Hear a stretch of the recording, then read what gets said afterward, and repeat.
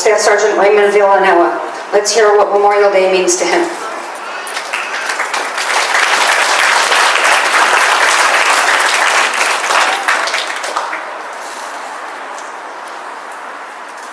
Good afternoon, ladies and gentlemen, Mayor Marney, distinguished guests, our city, state, and federal representatives that join us today.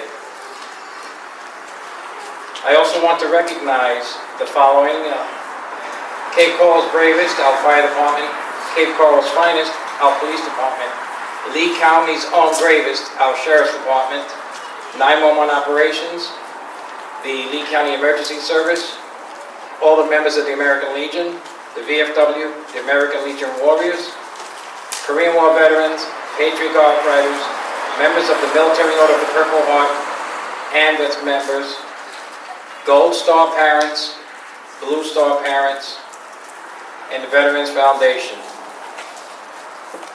It is a tremendous honor to stand here with you today among fellow Americans who share my respect for the men and women who offered themselves up in defense of this nation.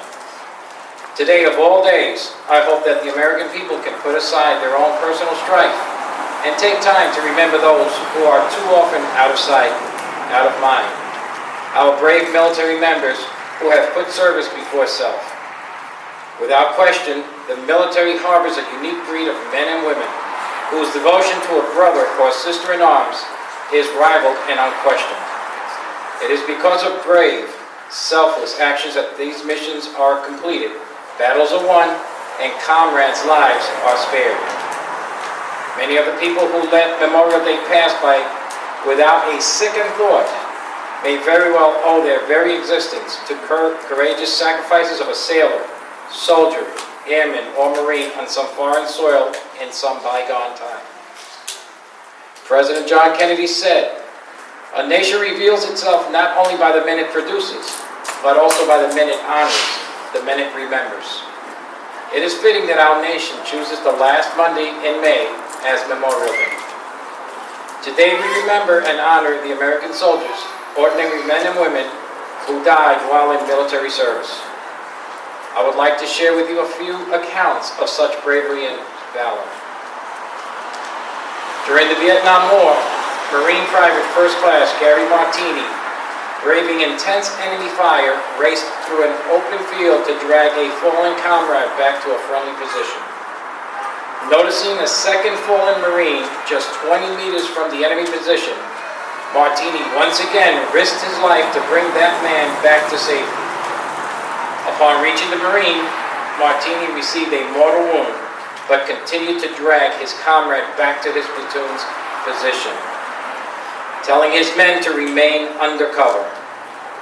As he finally struggled to pull the man to safety, Private First Class Martini fell, succumbing to his wounds. That Marine was saved. Sergeant First Class Paul Smith, while under enemy fire in Iraq, organized the evacuation of 3 soldiers wounded in an attack on their vehicle.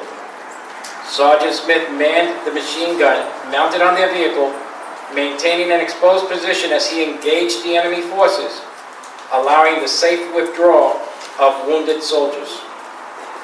He was mortally wounded in the attack, but not before killing as many as 50 enemy fighters to save his comrades.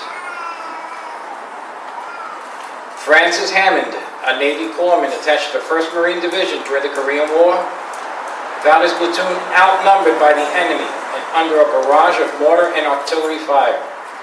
Despite his own critical wounds, Hammond continued to administer aid to other wounded men for 4 hours.